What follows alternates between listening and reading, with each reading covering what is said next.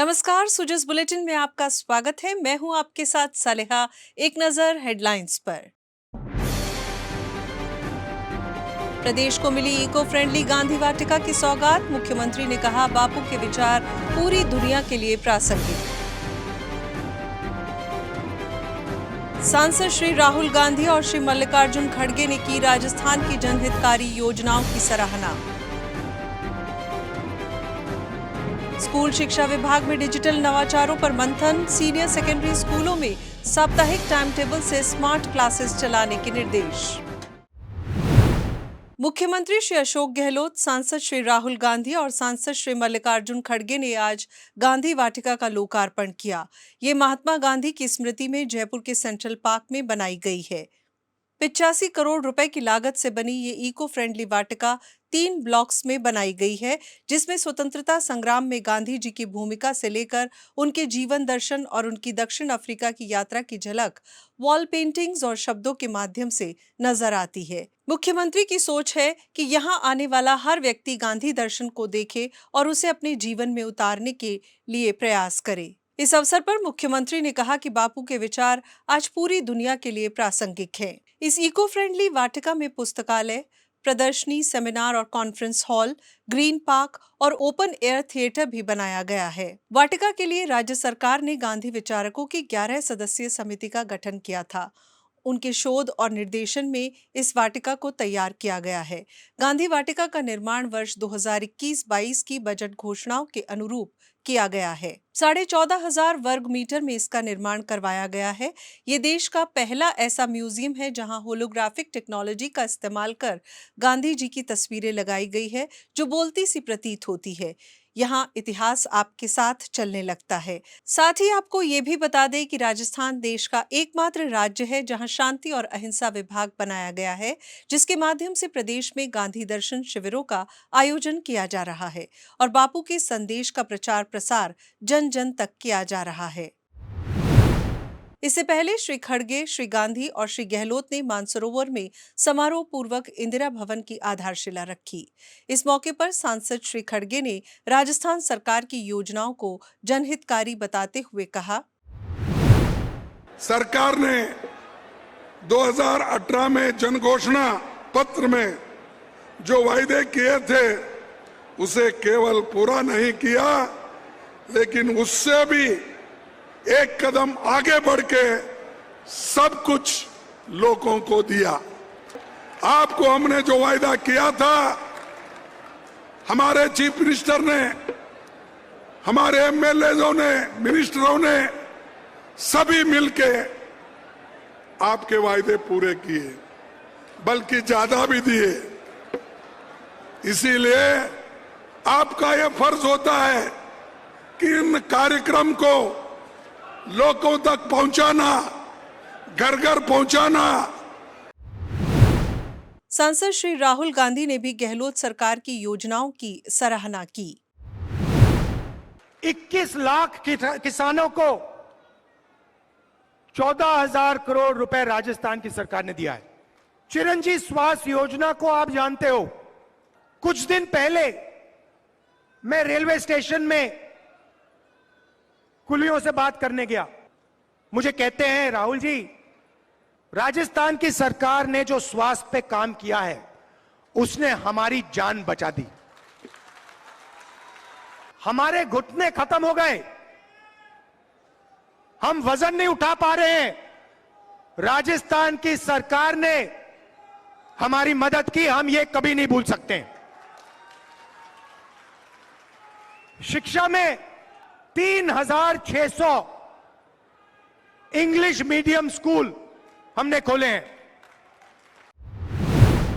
इससे पहले श्री राहुल गांधी जयपुर में महारानी कॉलेज पहुंचे, जहां उन्होंने छात्राओं से बातचीत की। उन्होंने मेधावी छात्राओं को स्कूटी भी वितरित की। खबरों का सिलसिला अभी जारी रहेगा, लेकिन उससे पहले देखिए ये संदेश। इकोनॉमी जीडीपी में हो रही बरकत, क्योंकि गहलोत सरकार है प्रतिबद्ध। है लक्ष्य अब 10 गुना हो राज्य में बढ़त, मिले हर वर्ग को विकास में हिस्सा और राहत।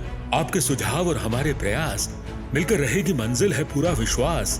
तय हो चुकी है दिशा, बढ़ा दिया कदम, 7 वर्षों में राजस्थान को बनाकर रहेंगे नंबर 1।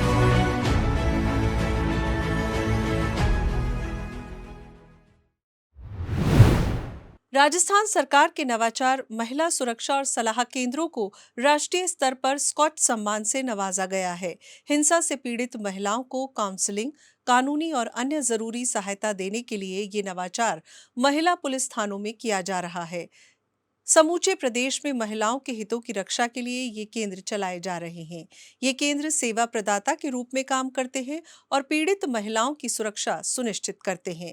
महिला अधिकारिता विभाग की ओर से स्वयंसेवी संगठनों के माध्यम से प्रदेश भर के जिलों में 246 पुलिस थानों में ये केंद्र चलाए जा रहे हैं, जिनके जरिए हिंसा से उत्पीड़ित महिला को तुरंत सहायता, परामर्श, मार्गदर्शन और उसके संवैधानिक अधिकारों का संरक्षण किया जाता है।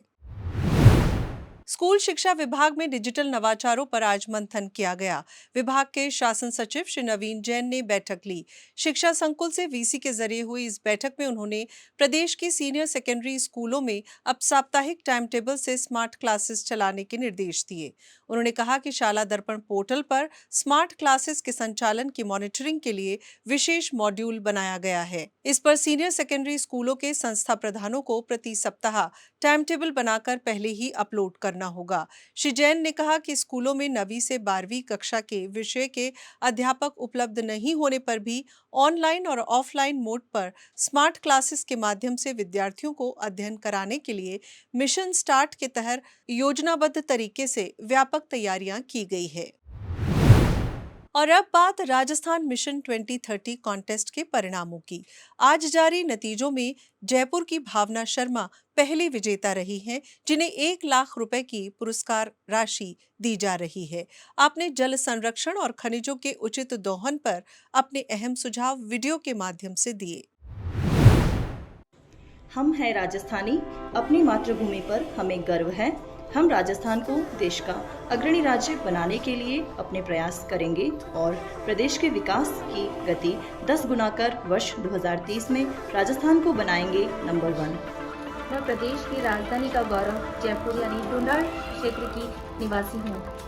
यहाँ की तमाशा, कठपुतली एवं अन्य कलाओं को सहेजने की आवश्यकता है। साथ ही एयरपोर्ट का विस्तार कर देशी विदेशी पर्यटकों के आवागमन को बढ़ाना 2030 में हमारे प्रदेश को बनाएगा नंबर 1।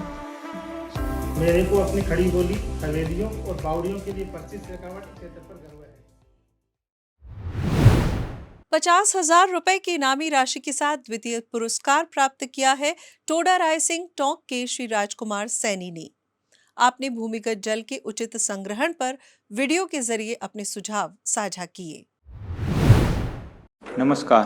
देश में सबसे कम बारिश राजस्थान के मरुस्थलीय क्षेत्र में होती है और यहाँ कोई बारहमासी नदी भी नहीं और भूजल खारा है।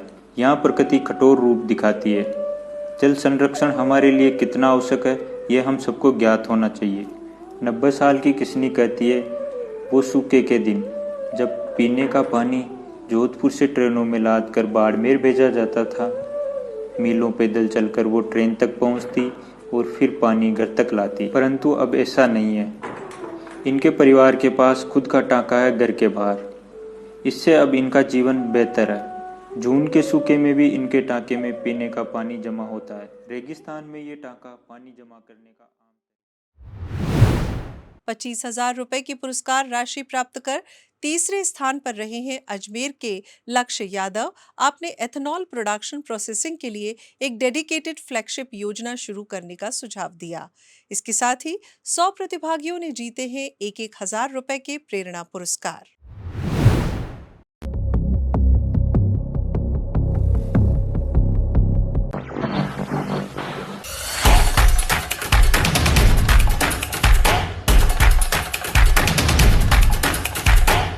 एथेनॉल, जो एक ऐसा सब्सटेंस है जिसका प्रयोग ऑल्टरनेटिव फ्यूल के तौर पर पिछले कुछ साल में देखा गया है, जो पेट्रोल की तुलना में एक सस्ता विकल्प है।